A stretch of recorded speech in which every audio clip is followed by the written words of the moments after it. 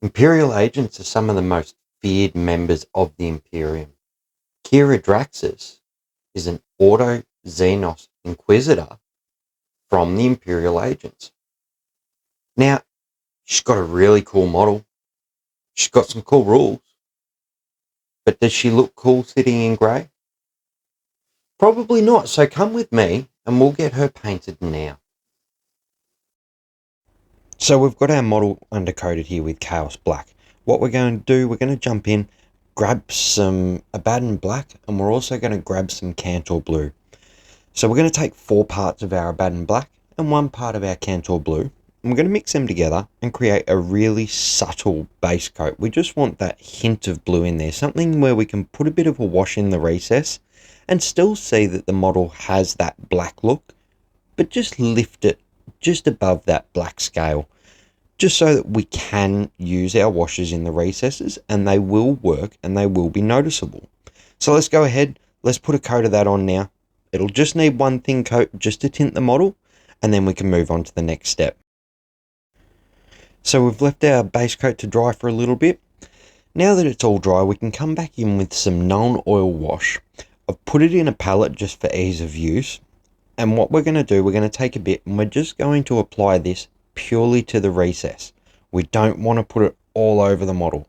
Just find those deepest parts, give those a little pin wash or a recess wash, and then we'll just set this aside for the wash to dry before we move on to our highlighting steps. So with our wash now dry, we can come in with some pure Cantor Blue. What I'm doing here, I'm picking all the edges of the model, even the undersides.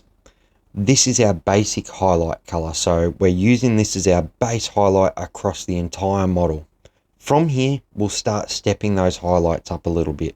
But for now, let's just go around, get all those edges, get them highlighted, and start making this armor lift. With our Cantor Blue highlight now done, we can pick a light source. And in the case of this model, I'm going to come in from around this direction here.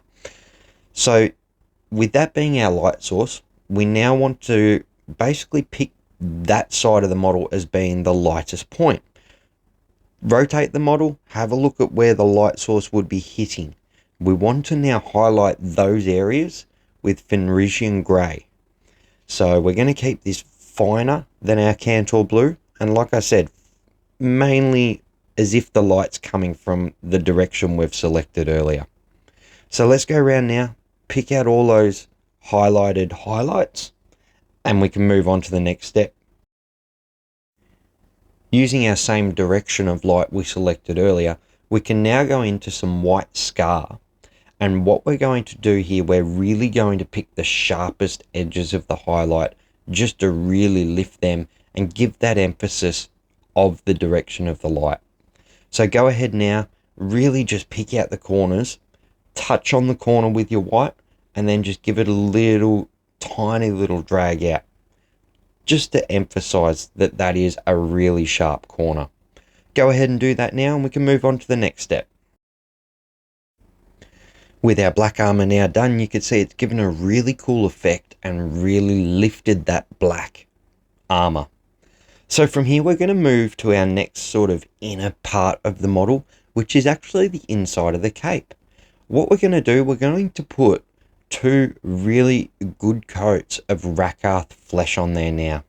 So go ahead, carefully work around that black armor and start blocking in that inside of that cape. With the inside of that cape being right in the center of that model, we can actually move on and start another area. So up on the shoulder pad, we've got this massive skull. We're going to do this with a couple of coats of Xandri dust. So go ahead, get a couple of coats of that on, and we'll move on to the next step. We're going to go and move on to a couple of different types of silver now. First of all, we're going to focus on the shoulder pauldrons and any sort of mechanical parts that are on the model. For this, we're going to grab some lead belcher and bring that in and give that a couple of good thin coats. We'll do that now, and then we'll move on to the next silver before we jump back into our washes. So now that all of our metal areas are coated in lead belcher, we can go in and provide a bit of a lift to a couple of areas where we really want them to stand out. This is like under the knee pads and a bit of filigree that's around the top of the chest plate. We'll grab some Runefang steel and apply 1 or 2 coats as required onto those areas. This will just provide that lift and a bit of interest between the metals that are on there. Once this is done, we can move on to a couple of more base coats, and then we can start washing these areas, which will start really providing a lift to this entire model. So with that now done, we're going to grab some pallid witch flesh. Now, for this, we're obviously going to do the face and head of the model, but we're also going to do the shuriken catapult that she's holding. We want this to be a very bright color. We want it to stand out compared to the bone. We want it to stand out compared to the cloak. By using this, it'll provide a very unique look to her gun. Now, this is a very poor covering color, so you will need more coats than normal. 3 or 4, possibly more coats. So just apply very, very thin coats and apply more thin coats rather than less thick coats. Now that we've applied a heap of base coats, we can start washing them all down. First of all, we're going to grab some Reikland Flesh Shade. Obviously, we're going to be using this on the skin. There's nowhere else to actually put this on the model. So let's go ahead and wash that face and that head now, and we can move on to the next wash. With our flesh washes now done, we can move on and grab some Seraphim Sepia. We're going to use this all over Diasinger, her shuriken catapult, as well as the inner of the cape. Just be careful when you're using washes that they don't pull in the recesses. If you find that too much is collecting in the recesses, just wash your brush out, use a dry brush, and just whisk it out. Try and get it nice and even. That way it will dry to a nicer finish than if you are to leave it patchy. So let's go ahead, get those washes done. We can move on to the next step. For our next step, we're actually going to grab some Drakenhof Nightshade. Now what I've done here, I've actually watered it down about 4 parts water to 1 part shade. We're going to use this all over that bright Runefang steel metal that we did earlier. So below the knee pads and around the top of the chest plate. Very, very careful not to let this pull. It's only a very subtle tint to change the color of that metal. Now, I don't like to swing one way or the other in the argument of Agrax Surshade and Nuln Oil. I figure the best way is to mix the two together, and that's what I've done here.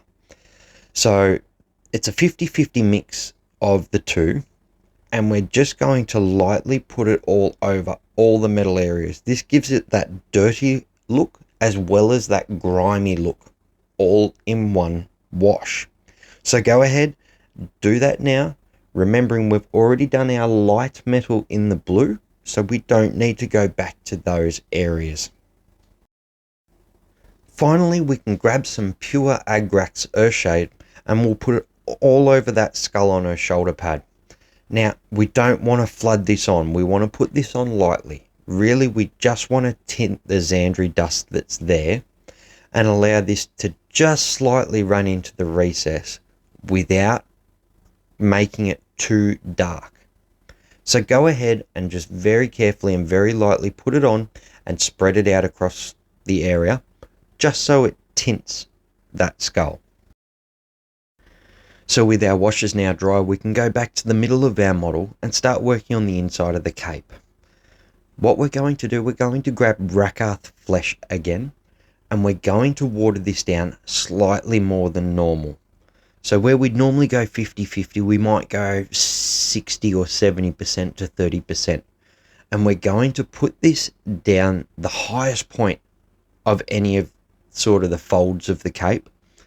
Once we've applied that, we're going to then work either side of it and start feathering that out towards the recesses. This is a really simple way, without any tricks, to create a nice natural blend.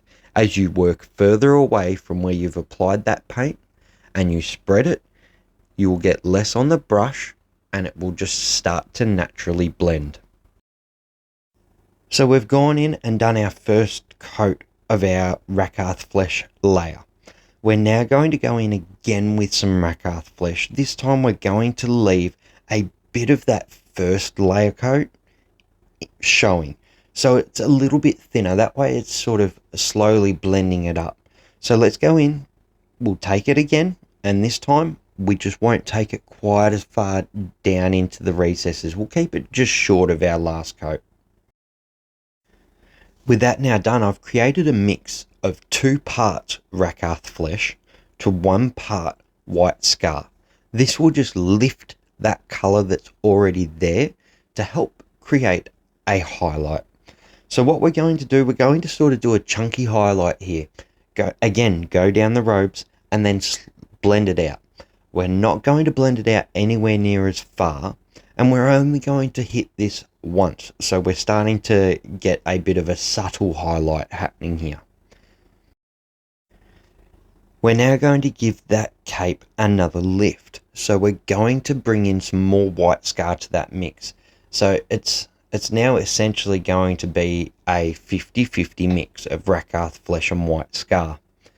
We're going to water this down a little bit more again, because we are going to only apply a small amount and we want it to be workable. So we want to be able to feather it out once we've applied it. So very sparingly apply this to the top of the creases and again work it out. By using a watery mix, it allows us more time to play with it, but also to be able to put a thinner coat on which only subtly lifts that highlight. We're now coming in with a very sparing final highlight of white scar, and as you can see, I'm using my thumbnail to actually take some of the paint off the brush. I only want a very small amount here. We're really only going for the absolute sharp points of the cape, as well as things like the corners and areas that would really catch the light. With the inside of the cape now done, we're going to grab some Runefang steel and we're going to start highlighting all of the silver on that model. This is the bright silver as well as the dark silver. So we'll go ahead, we'll just give that our normal highlight now.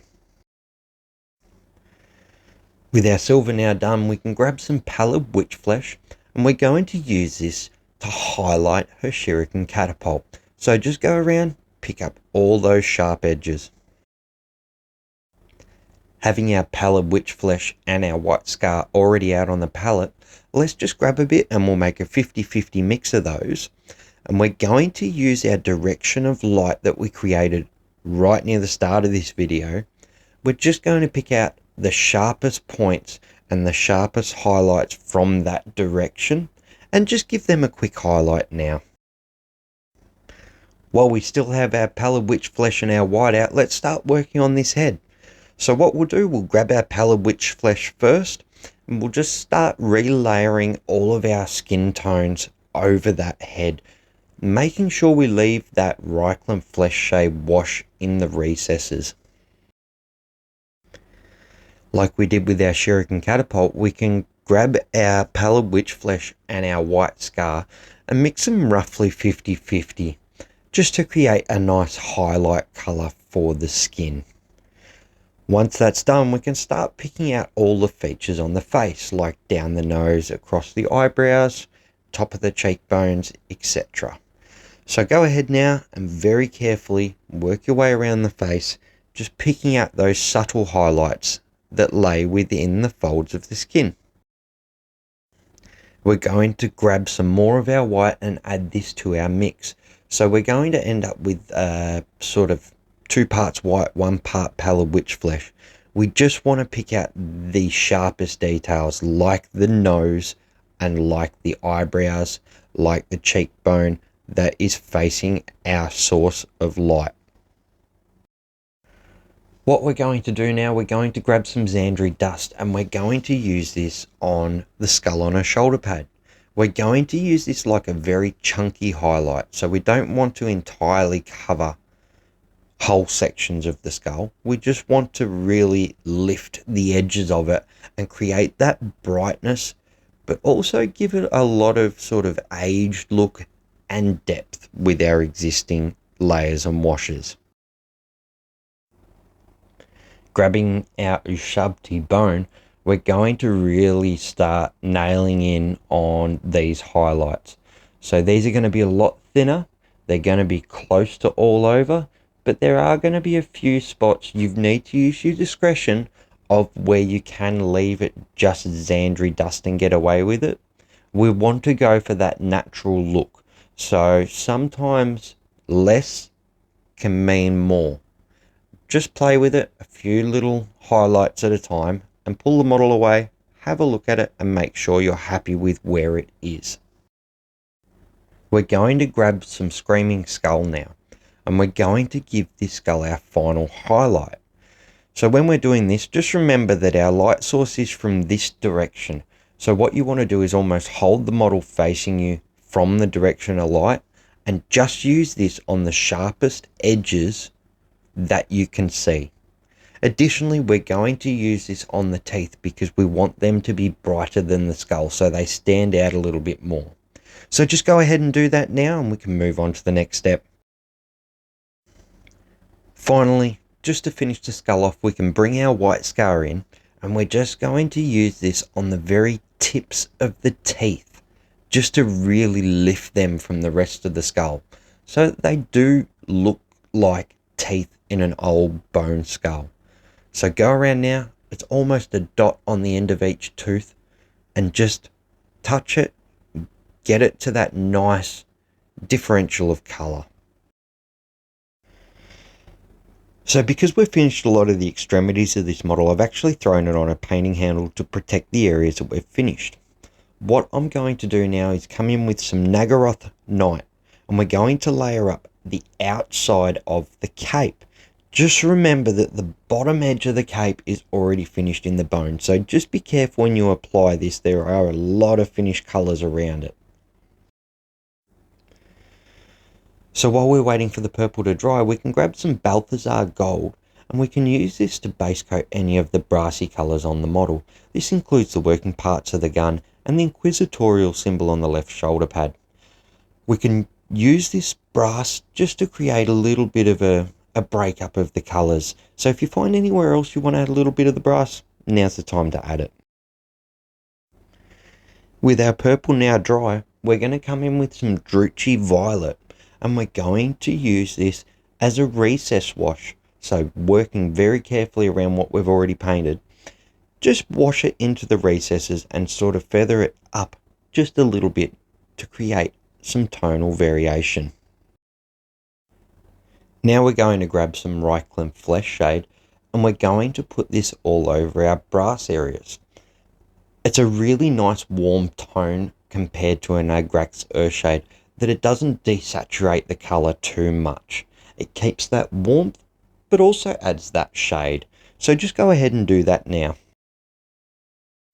So while we're waiting for our washes to dry, we'll come in with some Avalan Sunset, and what we're going to do is we're going to block in the power cables. So this is running below the backpack and also into the power fist. We're also going to take this opportunity to paint the pouch on her belt. For that, we're going to grab some Mournfang Brown and we'll just give that a coat all over. With the yellow now dry, we're going to take this opportunity to introduce some hazard stripes and create some interest on the model. So grab some Abaddon Black on a brush with a really fine tip. And what we're going to do, we're going to start just putting some black marks roughly towards the center of where we want our hazard stripes to be. Once we've done that, we can then just introduce a little bit more black, widening those stripes up till it's almost equal parts of yellow and black along the cable. We're doing this freehand, and we're just doing it as roughly but as neatly as we can. Running basically alongside our hazard stripe cables, there are other conduit pipes that are there, or conduit cables. What we're going to do, we're going to grab some Mechanicus Standard Grey, We're going to grab our Abaddon Black and we're going to mix them up 50-50. We'll just give these a nice even coat of that now. With our washes now dry, we can go back to working on the purple of the cloak. So what we're going to do, we're grabbing some Naggaroth Night, but we're also going to grab some Xerius Purple. We're going to mix this roughly 50-50. Like we did with the underside, we're going to focus mainly on those lighter areas and start just gradually pushing it down towards the shaded areas to create just a nice blend again. As you can see, the purple is already starting to come to life, but we're going to push it a little bit further. For this, we're going to grab just some pure Xerius Purple. And again, starting at the highest point, we're going to apply a bit and then slightly spread it a little bit less, but down towards those recesses. This time though, we're going to focus on the obvious areas where the light would be hitting. So just rotate your model again.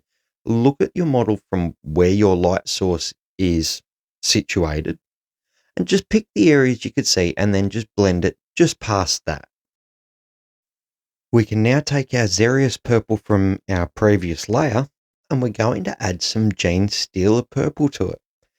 Roughly a 50-50 mix, and again, going a little bit less in the coverage on this coat. We want to just focus on the highlights, slightly spread it down towards the recesses. So now we're getting more towards a traditional highlight here. So keeping it very sparing, focus on those high areas and just give it a slight little nice blend towards the recess. So with that now done, we can move on to our final highlight on the cape, and this will be pure Genestealer Purple. This is for the sharpest and the highest points of this cape. So use this very sparingly and only from the direction of our source of light. Go ahead, do that now. Maybe even just run a little bit along the bottom of the cape just to define that bottom edge really, really clearly and sharply. With the cape now done, we could focus our attention back on the brass areas of the miniature.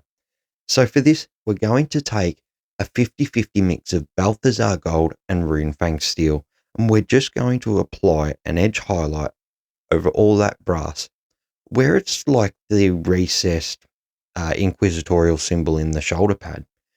We'll just pick out sort of the highest points, the most defined parts of that shape, just to really lift that and make it stand out a bit from the shade and from the shoulder pad itself. Coming back in with some pure Runefang Steel, we're going to give this now a final highlight. Obviously, we've chosen our source of light, so we're only really going to focus on areas where the light would hit that in the sharpest angles. So this is, for example, the right-hand side of the Shuriken catapult, around the right-hand side of the magazine. The other side, we've already got our first highlight on. We can just leave it at that. We don't need to lift that any further.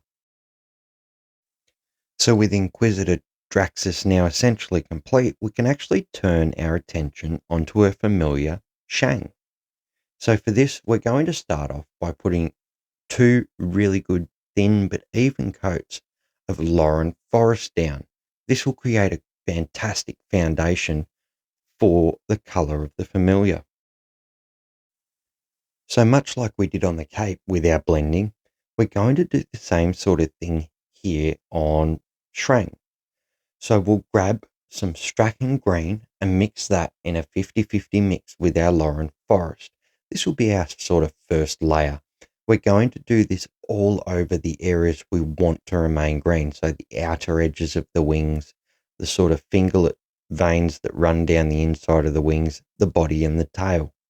So go ahead now and carefully start layering this up, leaving that Lauren Forest in the recess. Again, blending it out a little bit further, we're now going to use just some pure Strachan green. So we're going to save this more for the sharper or the higher areas. So go ahead now, start applying that, blending it out nice and even. And again, leaving some of that previous layer mix in the recesses. Going for one final highlight, we can bring some Ushabti bone in and mix that in with our Strachan green. So this is about 2 parts Strachan green to 1 part Ushabti bone. And we really just want to pick the highest points here, like the leading edges of the wings, the sort of end bits that run off those finger veins from the underside of the wings. Where they come around to the top, we want to sort of have a look at them around the very edge of the wings, the most raised and predominant sharp muscle groupings, and even the spines down the back and the tail. So go ahead now and very, very carefully just start applying this very sparingly. With our base coats and our highlights now completed on the green part of Shrang, we can come in and start giving this a wash. And what we're going to do, we're going to use some Drakenhof Nightshade. We're going to mix that 1 part wash to 4 parts of water. We want this to be very subtle. We're just going to use it to actually tint that green and bring it more towards that sort of turquoisey look that Shrang is normally known for. So let's go ahead and do that now, and we're going to apply a very, very thin coat all over those green areas, allowing it to just slightly settle into the recesses without pooling. So while that wash is now drying, we can start looking at other areas we haven't finished. In this case, we're going to do the base. Now, this is going to be a Martian base, considering that Inquisitor Draxus is part of the Ordo Xenos. So what I've actually already done this as another tutorial, which I'll link in the description below. But to get you started, we'll coat the base in some Doomball Brown. We're going to bring some Rakath flesh to do the undersides of the wings. So we're going to pick the area between the ribs or the finger veins of the wings. So very carefully, without pushing this right into the recesses, we want to leave a little bit of that blue edging there. We'll just block in sort of the center of this area now. So with our Rakath flesh now dry, we can introduce some pallid witch flesh. So we're going to use that in a 50-50 mix with the Rakath flesh, and we're just going to, like we did with the cape, just blend this in towards the center. We want to leave some of the Rakath flesh hanging out towards those ribs or veins of the wings. So very carefully, go ahead now and pick out those central sort of areas of the underside of the wings.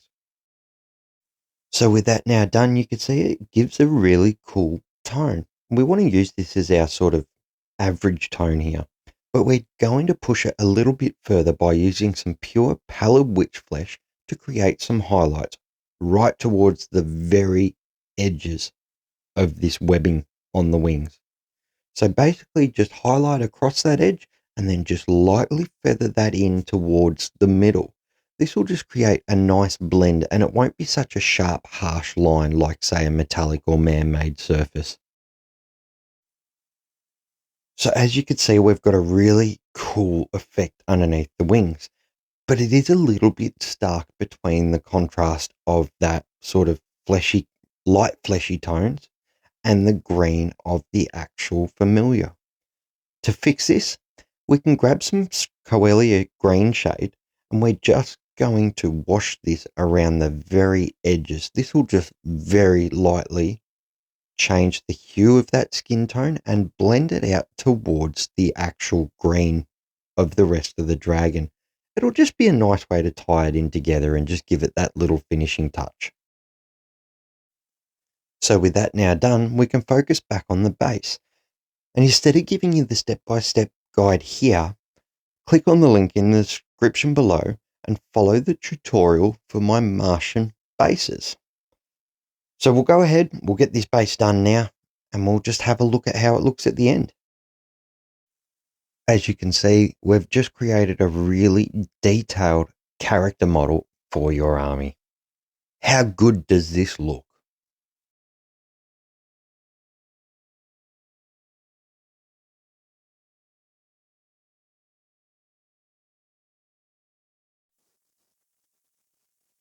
So there you have it. Few steps, few really cool simple techniques of blending, especially on the cloak, and on her familiar. So if you really like that video, make sure you hit the thumbs up, subscribe, share it to your friends, especially with that new codex being out now. This is going to be an absolute hit. And I tell you now, she is an absolute gun for any Imperium army. So this is a video not to miss. Till next time, have a good one, guys. Keep your paintbrushes wet, keep your paints flowing, keep painting those models, and we'll see you in the next video.